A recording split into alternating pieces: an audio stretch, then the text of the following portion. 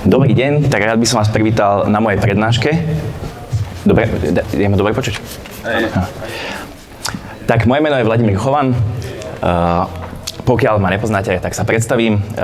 Štúdium lesných drvín som začal na lesníckej fakulte na Vysokej škole vo Zvolene a bonsai som študoval prioritne v Taliansku u majstra Maura Stenbergera.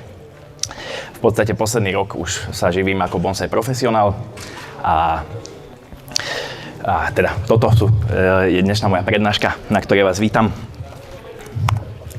Toto sú témy, ktoré by sme dneska rozobrali. Sú to umelecké koncepty pri tvarovaní, idealizmus versus naturalizmus a rozdiel, ako narábame s jednotlivými druhmi podľa species. Čiže prvá naša téma bude, ako by mal vyzerať strom po tvarovaní a aký je rozdiel. Že je veľmi dôležité si uvedomiť, že prvá vec je štádium vývoja. Strom po prvom tvarovaní musíme s tým nahospodáriť úplne inak, ako keby to bol strom, ktorý drotujeme 5. krát. Druhá vec je náš dizajn, naše umelecké koncepty, akým štýlom chceme ten strom pretaviť. A tretie je druhové špecifikum, to sú všetko témy, ku ktorým sa budeme dneska kontinuálne vracať. A vždycky treba mať na pamäti, že tvarovanie alebo proces tvorby bonsaiu je dialog. Vždycky to je o tom, že my spravíme niečo, strom nám dá svoju odpoveď a na základe toho postupujeme ďalej. V talianskej škole sa používa také názvoslovie, že strom má za sebou, alebo kým sa strom stane bonsajom, je tam 7 krokov vývoja. Neznamená to, že je to presne 7 tvarovaní. Je to v podstate, že kým spravíme bonsai, tak sa ho chytíme minimálne 7 krát. Ale v niektorom tom štádiu ten strom môže byť aj 10 rokov.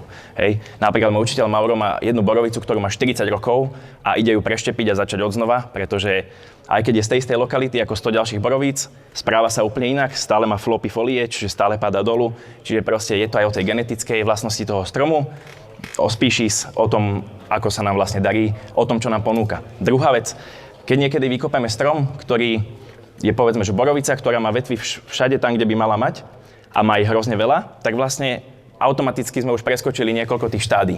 Vždycky je to o tom materiáli, čo nám ponúka. Čiže krok 0 je v podstate príprava za pestovanie. Keď vykopeme strom, musíme ho najprv udržať zdravý, aby sme mohli spôsobiť nejaké techniky, musíme mať prebytok energie. Druhá možnosť je naštepenie.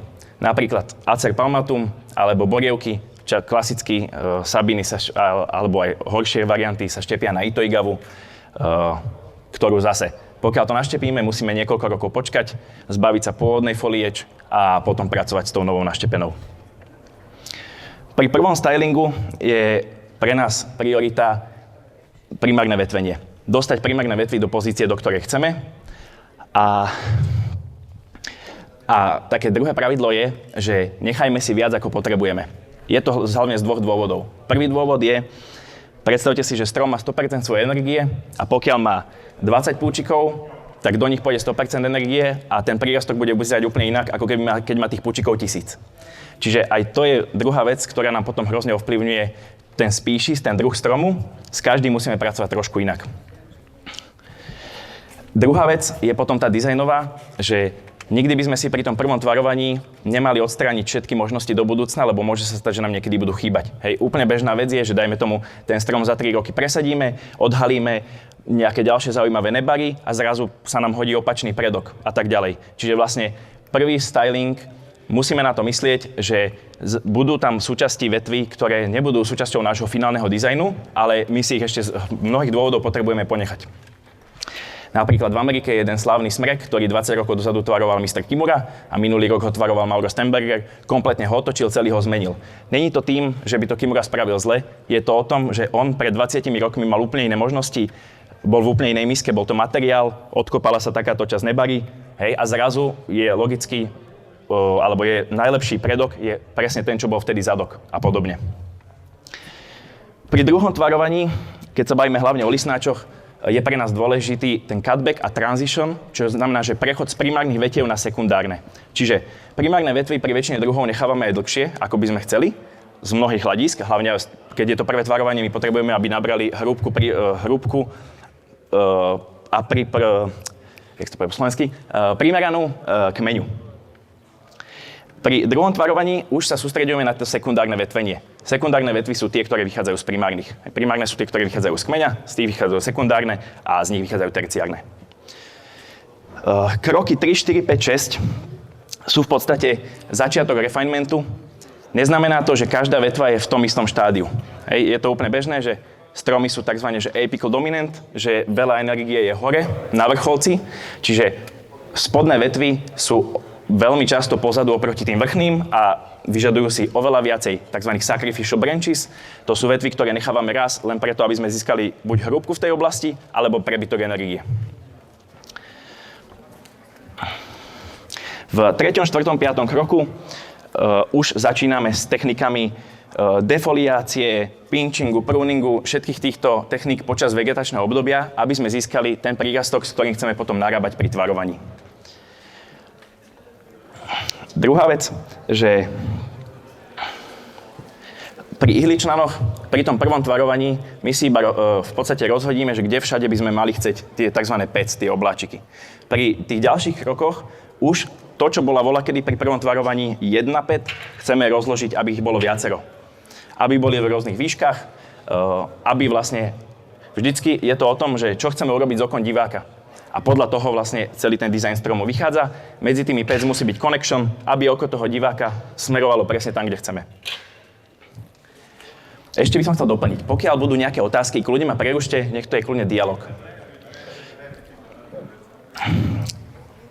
Takzvaný, že hotový strom alebo hotový bonsai, to je to, čo by sme mohli nazvať ako štádium 7. To je vlastne strom, ktorý už je bez drôtu, pracujeme hlavne pinchingom a podobnými technikami a je to, ešte vám takto poviem, že keď je to dub, ktorý má 30 rokov a dub, ktorý má 130 rokov, on sa správa úplne inak a je oveľa ťažšie udržať energiu na tých spodných zatienených a zadných vetvách.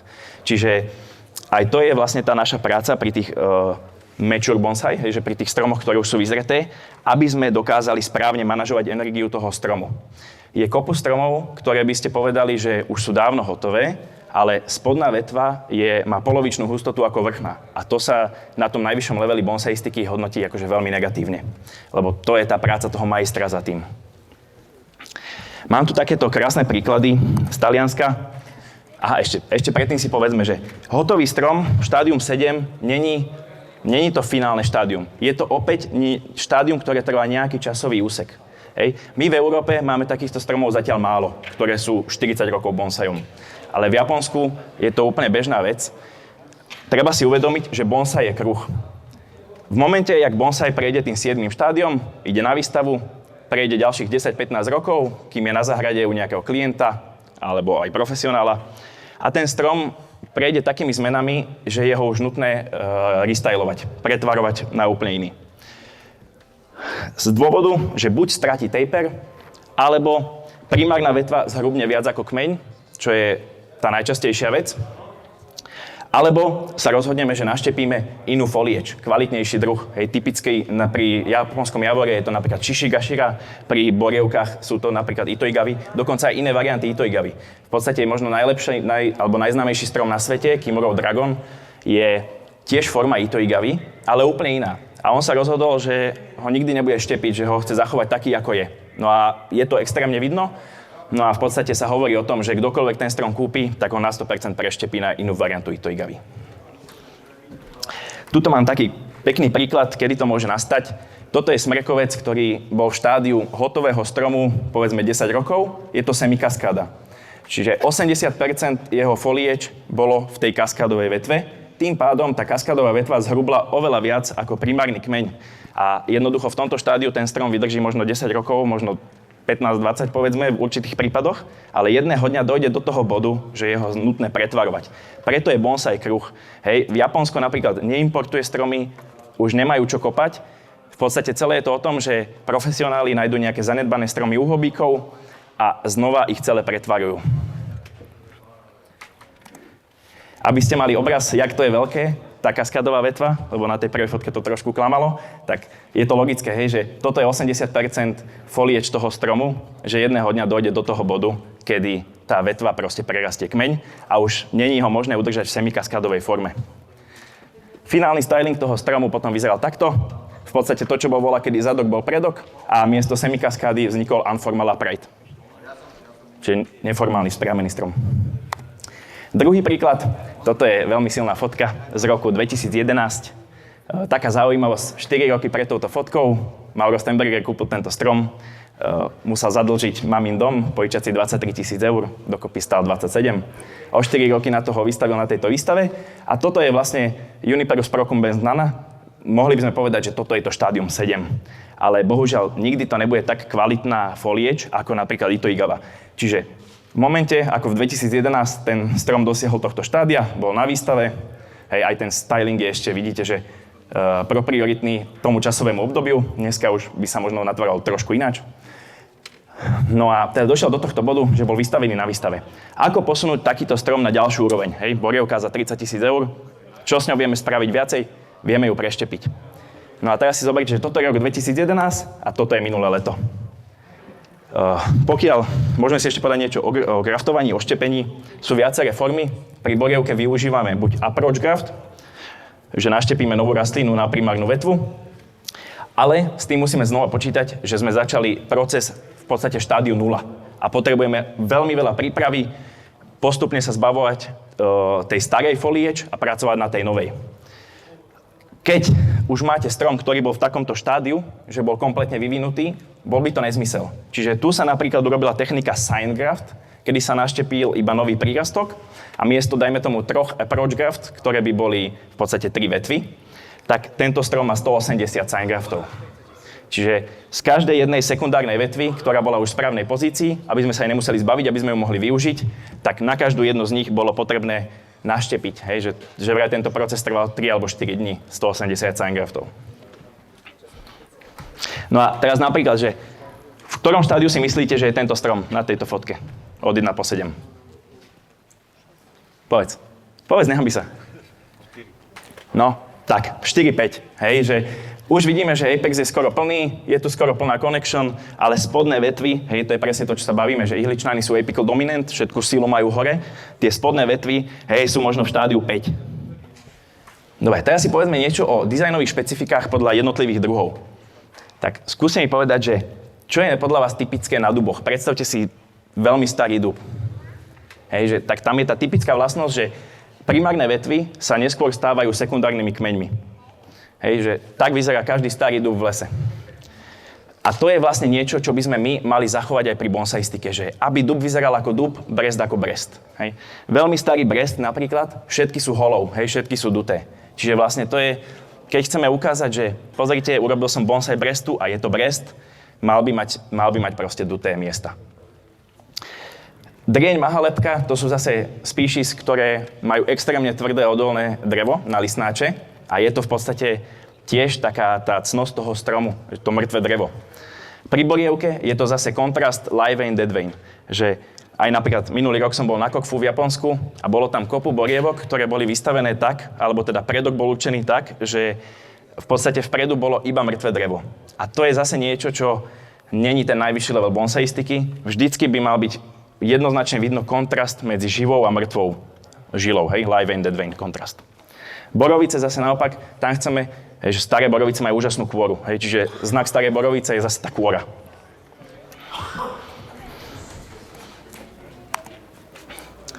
Dobre, povedzme si také pár vecí o tvarovaní listnatých stromov. Čiže, čo je dôležité, hej, že ja sa vždy snažím tvarovať listnáče bez listu. Vždy. Pokiaľ to není oliva, hej, vždycky sa to snažím proste, alebo hej, sú proste určité situácie, hlavne stromov, ktoré už sú v tých posledných štádiách, kedy sa môže tvarovať aj s listom, ale priorita by mala byť vždycky tvarovať bez listu. Čiže počas zimy, pokiaľ máte skleník, tak máte v podstate celú zimu k dispozícii. Koniec mája, začiatok júna, 15. až 30. august. To sú najlepšie defoliačné termíny, kedy my vlastne získame ďalšiu reakciu toho stromu a s kvalitnejším prírastkom. Pardon. Druhá vec, vždycky, keď ideme tvarovať strom, mali by sme mať jasnú víziu. Hej, že Mauro vždycky hovorí, keď nevieš, čo ideš robiť, don't touch the tree, nechytaj sa ho. Hej, pokiaľ nevieš, kam ideš, nechytaj sa toho stromu. Hej, pozeraj sa na neho ďalšie roky, hlavne sa ho nechytaj, keď nevieš, čo chce spraviť. Vždycky tam musí byť tá vízia. Takisto výstavy listnatých stromov by mali byť vždycky bez listu. Hej, všetky najväčšie výstavy sveta, Kokfu, Taikanten, Trophy, hej, všetky sú od novembra do februára. Čiže vlastne, čo my chceme ukázať na tých listnatých stromoch, je presne to, vlastne, že to je ten rozdiel medzi listnáčmi a ihličnanmi. Pri listnáčoch nevieme nič oklamať, hej, lebo sa vystavujú v zime väčšinou. Čiže tam ide, tá robota toho profesionála je hlavne o tej structure, o tom, ako naložil s tými vetvami. Hej, keď to je v liste, tak vy v podstate nevidíte kvalitu toho stromu. No, teraz prejdeme na tú v podstate druhú tému, druhové špecifika. Duby, bresty, hraby, mahalebky, hej, sú stromy, ktoré sa správajú pri tvarovaní podobne. Hej, majú veľa energie, majú alternatívne púčiky, krátke internody na prírastkoch, bez toho, aby ste robili veľa bonsajových techník. Hej. Pokiaľ majú dostatok vetiev, čo sme sa presne bavili o tej distribúcii energie, hej, keď majú púčikov 1000, tak tie prírastky už sú samé o sebe pekné. Dobrá reakcia na defoliáciu a aj dobrá reakcia na zastrihávanie. Špecifika prvého stylingu takýchto stromov sú potom, že my si chceme, toto je, ešte som tuto spomenul v zátvorke buk. Hej, buk je špecifický druh, lebo v podstate tieto veci pri ňoho neplatia, ale takisto má malé prírastky, alternatívne pučiky a tak. Ale o buku sa hovorí, že je to fake conifer, že to je falošný ihličnan a mal by sa chytiť iba raz za rok. Lebo medzi listnatými druhmi je slabý, má aj oveľa horšiu úspešnosť pri vykopaní a prežití. Ja som tu dal príklad z jedného môjho buku, lebo je to veľmi dobrý príklad toho tvarovania. Takto vyzeral pred tvarovaním, je to v podstate natural raft. Tento kmeň vyrastol cca pred 30 rokmi, čiže bol to v podstate strom, ktorý bol v obyčajnom lesnom poraste a náhodou sa zlomil. Niečo na ňo padlo, zlomil sa, vzniklo toto, dokonca tu bola ešte jedna časť, ktorá bola takisto zakorenená, ktorú si ponechal môj kamarát, keď sme ho vykopali. Bohužiaľ ju potom zabil. Takto nejako vyzeral pred vykopaním, takto vyzeral po prvom tvarovaní. Čiže kompletná dĺžka týchto primárnych vetiev nie je náš finálny dizajn. Ale aby sme sa dostali niekam, ponechali sme si tieto vetvy v takejto dĺžke. Jediné, čo napríklad bolo zastrihnuté, boli tie najdominantnejšie púčiky na buku, tie posledné, tie najväčšie, aby sme podporili... Čiže tieto vetvy sme si nechali v oveľa väčšej dĺžke, ako je náš finálny dizajn. Hej, v skutočnosti proste nebudeme mať tú primárnu vetvu v takejto dĺžke. Ale zase, aby sme získali nejakú hierarchiu, hej, vidíte znova, že apical dominant, že táto vetva je jasne hrubšia ako tie spodné, to je niečo, čo do budúcna chceme zmeniť. Preto sme postupovali takýmto štýlom. Dobre. Hlohy, olivy alebo quercus suber, zase species, ktoré sa správajú úplne inak. Majú krátke internody, malý list, veľa energie a veľmi veľa fľašov, sú aktívne skoro celé vegetačné obdobie tým, odkiaľ pochádzajú. Hlohy sú taká naša alternatíva. Majú fantastickú reakciu na zastrihávanie, čiže v podstate tým pádom nás tlačia do techník, ktoré sú viac clip and grow, menej defoliácií a dosiahneme to, čo chceme. Druhy, ktoré majú tzv. Compound leaf, zložený list, wisteria jaseň, hej, znova druhy, ktoré sa správajú úplne inak. Majú veľa energie, ale majú hrozne zlý backbuddings, hej, sú to oxinovo-dominantné stromy. Používa sa taká špecifická forma buď partiálnej defoliácie, alebo iba manažmentu energie. Hej. Sme s tým schopní dosiahnuť takýto výsledok na vistérii, hej, čo je v podstate asi maximum, pokiaľ sa vieme dostať, pokiaľ tá vistéria není nejakého iného kultivaru. Technika tej defoliácie spočíva v tom, že každý z týchto stromov, tie prvé lístočky sú neni plnohodnotné. Hej. Môže byť jeden, môžu byť 3 páry, ktoré sú zakrpatené. A aby sme my vybalancovali energiu toho stromu, tak používa sa taká technika, že nechávame si 2 plnohodnotné. Čiže v prípade tohto listu by ten strih bol tu. Hej. Niekedy to je 5, 6, niekedy to je 2, 3. A teraz také tie komplikovanejšie listnáče, hej, a preto tu mám aj tento príklad. Drieň alebo Acer palmatum sú to stromy, ktoré majú protistojné púčiky, majú síce veľké prírastky, ale nemajú až tak veľa energie. Takto ešte najprv poviem, že kvôli tým protistojným púčikom a kvôli tomu, ako rýchlo hrubnú, hej, že obidva sú, napríklad Acer palmatum je aktívny hlavne v tej prvej časti roku, môže sa stať, že keď už chceme ten strom posunúť, dajme tomu tie sekundárne vetvy, pokiaľ ho zastrihneme neskoro a už má povedzme 8, 9, 10 párov listov, tak tie púčiky už nie sú v takomto ostrom uhle, ale už sú v tupom uhle. Čiže čo dostaneme na záver, na konci vetvy, je škaredý, tupý uhol, miesto toho krásneho, ostrého vetvenia. Hej, a to je niečo, čo vo finálnom dizajne na tých terciárnych vetvách proste na vysokom leveli bonsaistiky není použiteľné. Čiže tam je naopak dôležité to včasné zastrihávanie, skôr než tá vetva úplne zhrubne, vtedy sú tie púčiky orientované oveľa viac ostrejším smerom. Druhá vec je, že tieto stromy, pokiaľ vykopete holý kmeň, ako je tento, hej, alebo máte aj japonský field grown javor, ktorý proste prešiel do toho štádia 7 a jeho znova treba reštartovať, a vy ho napríklad aj naštepíte a on má pár internot, pár vetiev, tak všetky prírastky budú veľké. Hej, že to je klasika v Japonsku tých stromov je nespočetné množstvo, ktoré sú v takomto štádiu a my máme problém dostať sa do toho štádia, aby sme vedeli prírastky použiť. Čiže tento strom napríklad síce má na sebe drôt, je to stále štádium 0, je to stále príprava. A v podstate preto ho budeme dneska defoliovať, aby sme dosiahli nový prírastok, a to bude ten prírastok, ktorý sa bude tvarovať v zime, ktorý bude ten najkvalitnejší a potom už môžeme pokročiť do ďalšieho štádia. Ešte majú takú vlastnosť, že drieň je ťažko flexibilný, hneď hrubne, palmatum ťažko hojí jazvy, čiže opäť ďalší problém pre to naše drôtovanie. Toto je tento strom rok po vykopaní. V podstate rok a pol po vykopaní bola urobená defoliácia, nie za účelom tvarovania, ale za účelom, aby sme získali kvalitnejší prírastok. Takto vyzeral po prvom pripravení, nazvime to. Hej. A je to v podstate len o tom, že nechali sme si len tie internódy, ktoré sú použiteľné. Hej, všetky takto veľké sme dali preč a už ich nemáme 5, už tu máme aspoň niekoľko vetiev, čiže ďalší prírastok má šancu byť znova kvalitnejší.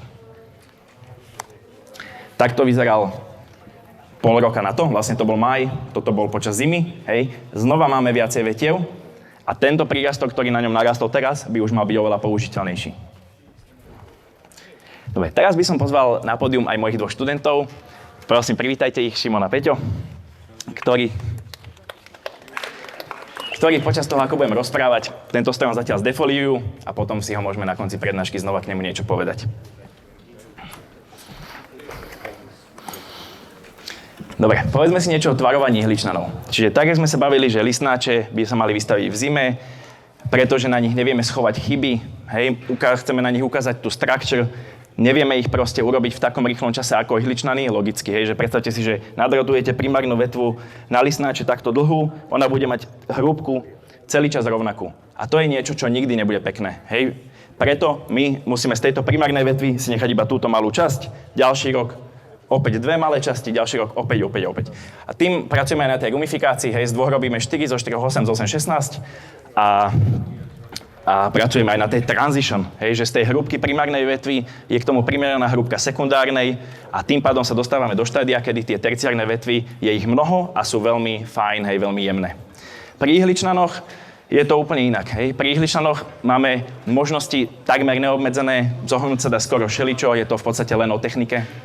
A vieme skryť chyby a náš cieľ by mal byť vždycky highlightnúť to najlepšie, čo nám ten materiál ponúka. Hej, to je môj prístup k ihličnanom. Vždycky by sme mali spracovať podľa toho, čo nám ten materiál ponúka. Hej, napríklad Mauro Stemberger bude vždycky highlightovať kmeň. Vždycky. Shinji Suzuki bude vždycky highlightovať to zelené. To sú ich štýly. Ja napríklad osobne nemám všetky materiály takej úrovne ako Mauro Stemberger, čiže ja viem si predstaviť, že na niektorom materiáli budem highlightovať aj niečo iné ako kmeň. Teraz si môžem povedať niečo o tých štýloch tvarovania ihličnanov. Dynamický strom sa nazýva taký, ktorý má prvý ohyb kmeňa, povedzme, že je doprava, tak aj primárna vetva pôjde doprava a aj apex, vrchol, pôjde doprava. Tým pádom ten strom je veľmi dynamický, tlačí naše oči do jednej strany a naše oči potom padnú na prvých 30 cm kmeňa, lebo ten strom sám o sebe stráca vizuálnu stabilitu. A to je vlastne to, čo my ako umelci využívame, aby sme položili oči diváka na tých prvých 30 cm kmeňa. Statický strom, hej, to je proste typický japonský štýl. Ohyb kmeňa ide doľava, primárna vetva ide doprava a apex je v strede. Hej, čiže ten strom je statický a naše oči sú na zelenom. Takisto potom idealistický, naturalistický, hej, to je zase to, čo nám ten materiál ponúka. Budem mať k tomu pekné príklady. No a posledná vec, čo by sme na to vždycky mali mysleť, volá sa to working with space, že aby medzi tými jednotlivými pec, hej, tými obláčikmi, bola tá vizuálna connection, aby sme oči diváka viedli po celom strome až hore, musíme narábať s tým priestorom medzi nimi. Hej, v angličtine sa to povie negative space, Japonci tomu hovoria ma. Hej, napríklad slovo kotonoma, hej, miesto, kde sa vystavuje strom, už aj to má v sebe to slovíčko ma. U nich to znamená v podstate, že priestor, na ktorý dopadá svetlo. Hej, čiže vlastne, že Japonci už tú umeleckú vec majú zakomponovanú v jazyku. Celé je to o tom, kam dopadá svetlo. Toto je napríklad Ezospruce, smrek Shinjiho Suzukiho, ktorý bol tento rok na výstave. Toto je na Kokfu. Toto je pár dní potom, už som ho videl aj v záhrade druhýkrát. Všimnite si, že napríklad, keď sa budem baviť o japonských umelcoch, tak Kimura a Shinji Suzuki sú v tomto výnimky. Že obidvaja robia tie stromy relatívne dynamické. Tam, kde ide kmeň, tak tam ide aj primárna vetva a tam ide aj apex. Väčšina Japoncov to robí presne naopak. Preto možno sú aj oni takí úspešní. Druhá vec, Shinji Suzuki vždycky bude highlightovať viac zelene ako kmeň. Čiže keby ste ho videli naživo, tak ten kmeň úplne zaniká. Úplne. Opačný príklad. Mauro Stenberger vždy chce položiť vaše oči sem. Čiže všetky jeho stromy strácajú vizuálnu stabilitu. Dokonca niektoré strácajú aj reálnu stabilitu a musia byť priputané k miske, lebo by sa prevážili. A zase docieli to tým, ako veľa zelene posunie do tej strany, kam ide ohyb kmeňa. Napríklad, keby ste si predstavili, že táto vetva tu není, tak to by bolo ešte typickejšie. Zase naopak, druhý princíp, čo využívame, že keď máte nejakú feature, ktoré je napríklad mŕtve drevo, vždycky dajte zelené za to. A tým pádom oči toho diváka sú tam. Hej, keby toto tu vôbec nebolo, vyzeral by strašne prázdny. Toto je typický materiál. Hej, budem tu mať teraz fotky dvoch Pinus cembra, obidve sú vykopané v Taliansku, v tej istej lokalite a obidva materiály ponúkajú niečo iné. Hej, v rýchlosti prepnem na druhý. Teraz, tento strom je v podstate, že takmer, že natural bonsai. Hej, že vykopali sme strom, ktorý není v štádiu 0 ani v štádiu 1. Hej, má kopu vetiev na tých miestach, kde chceme.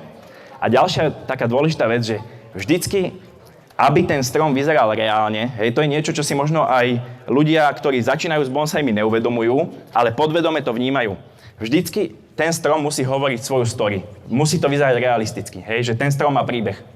V tomto prípade ten príbeh bol spravený za nás. Že ten malý má natural deadwood na vrchu, hej, vrcholec malého je mŕtvý a ten veľký ho prerastá.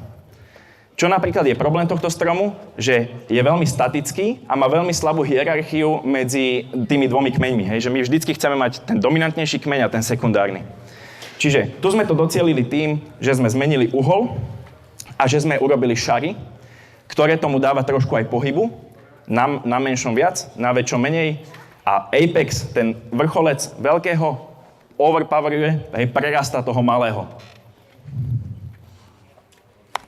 Úplne opačný príklad, typický materiál pre idealizmus, je to v podstate peň.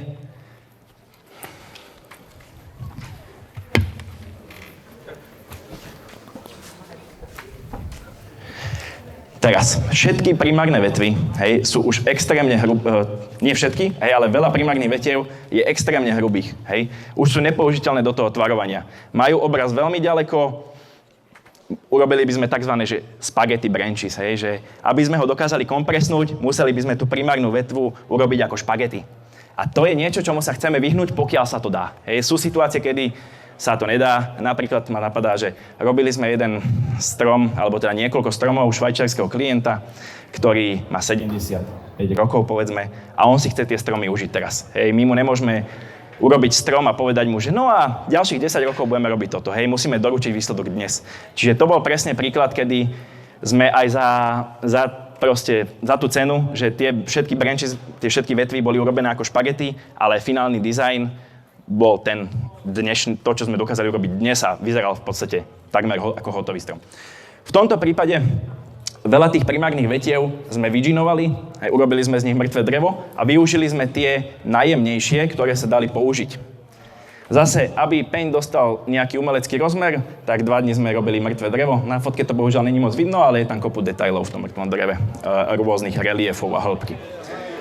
Primárna vetva ide doprava, apex ide doprava a veľmi dôležité, keď chceme upútať aj na to mŕtve drevo, je, aby tá zeleň vychádzala aj spoza toho mŕtvého dreva na tej opačnej strane.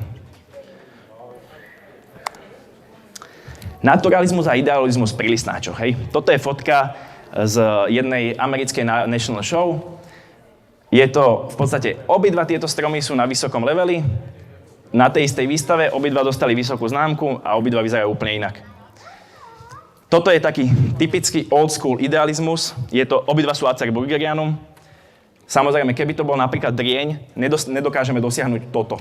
Hej, že až tak strašne kompaktný strom, až tak malé krátke vetvy. Tým, že je to Burgerianum, fantastický druh na bonsai, tak ten old school idealizmus vyzeral takto. Hej. Toto je v podstate absolútne naturalistický strom. Tento strom vyzerá ako javor, ktorý rastie v lese. Hej. Takýto javor nikdy nenájdete. Ani takýto drieň. Keby mal 30 metrov, taký strom neexistuje. Hej. Čiže my ho musíme posunúť do tej umeleckej roviny, do toho idealizmu. Tento strom je proste typický solitér určitých druhov stromu, ktorý má 60-70 rokov. Plus teda nejaké nebary navyše. Príklad materiálu pre naturalistický dub. Hej. Budem tu mať teraz dva duby. Tento som vykopal ja na Slovensku, druhý je vykopaný v Taliansku v Apeninách. Najlepšie duby na svete sú z Apenín. To je taká moja slabosť. Tento strom, hej, že nikdy nebol tvarovaný. Toto je fotka materiálu. Čiže v podstate sa nám podarilo vykopať niečo, čo už není v štádium 0, hej, že má kopu vetiev, relatívne aj na správnych miestach, akurát tomu musíme dať nejakú umeleckú formu. Na tejto fotke je vlastne prvé tvarovanie, kedy sme tie terciárne vetvy ani len netvarovali, lebo to nie je tak dôležité. Dub si vždycky urobí selekciu. Hej. Dub je druh stromu, ktorý si vždy vyberá, ktoré terciárne vetvy udrží na živote a ktoré zabije. Sústredili sme sa hlavne na tie primárne vetvy, typický naturalizmus. Z každej primárnej vetvy sa stáva sekundárny kmeň. Opačný príklad, typický materiál pre idealizmus. Takýto strom, keby má 40 metrov, taký neexistuje. Hej. Obrovské mŕtve drevo, pohyb na každom jednom mieste, hej, je vzniknutý tým, že v podstate, keď tento kmeň bol hore, tienil, tento si hľadal miesto. Zomrel tu, zomrel tu, zomrel tu, zomrel tu, zomrel tu. A tým pádom nám vzniká aj tá transition, že ten strom má veľmi dobrý taper, že ide z hrubého na tenší. Toto je v podstate štádium, v ktorom som ho ja kúpil. Takto vyzeral 3-4 dní na to. Keď si všimnete rozdiel, hej, oproti tomu prvému dubu nejdú všetky vetvy hore. Hej, niektoré vetvy idú aj dole. To je niečo, čomu sa vždycky snažíme vyhnúť, pokiaľ sa to dá. Sú situácie, kedy sa to nedá. Hej. Keby sme tu nemali túto vetvu vôbec, ten strom by nevyzeral tak, jak má. Ale je to dub. A my chceme ukázať, že dub je dub. Čiže sekundárna vetva sa stáva sekundárnym kmeňom. Hej, toto je taká moja referencia na to, že je to dub. Nejdu všetky vetvy iba úplne dolu, vždycky ten koniec tých vetiev ide hore. Hej. Toto napríklad akože aj v lese sa stane, že niektoré vetvy idú dolu, listnačov, ale oni tak nezačínali. Hej. Oni začínali, že rastli hore. Ale rokmi a tou váhou všetkých tých vetiev sekundárnych a terciárnych, tam, kde sneží, je to ešte výraznejšie, sa postupne začali preklápať dolu. Hej? Čiže vlastne veľakrát vidíme v lese nejaký takýto tvar. Takto vyzeral ten strom o rok na to. Hej, už máme zase oveľa viacej vetiev, s ktorými vieme pracovať, ale stále je to proste idealistický strom.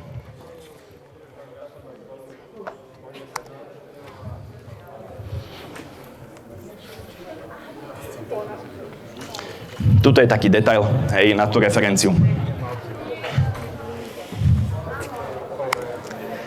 Posledný príklad. Toto je veľmi slavná borovica, je v múzeu v Kyote. Je to jedna z najslavnejších japonských červených borovíc. Je veľmi dobre spravená, hej, že ten refinement tých vetiev je že naozaj veľmi dobre spravený, ale úplne iným štýlom, hej, že tým typickým japonským štýlom. Čiže keby ste pred tým stromom stáli naozaj, hej, že ten kmeň je takto veľký. Hej, ten kmeň je obrovský a strašne zaniká. Hej, že ten kmeň je naozaj že možno väčší, ako ja som v páse. Ale proste ani na tej fotke to tak nevyzerá, lebo je tam tak strašne veľa zelene a je tak strašne symetrický, že ten kmeň úplne zaniká. Čiže čo by sme spravili my, ako v tzv. Talianskej škole, spravili by sme toto. Hej. Potlačili by sme ten strom do dynamickej formy, jednoznačná defining branch do jednej strany, tam, kde ide kmeň, tam ide aj apex, counterbalance. Ďakujem vám za pozornosť.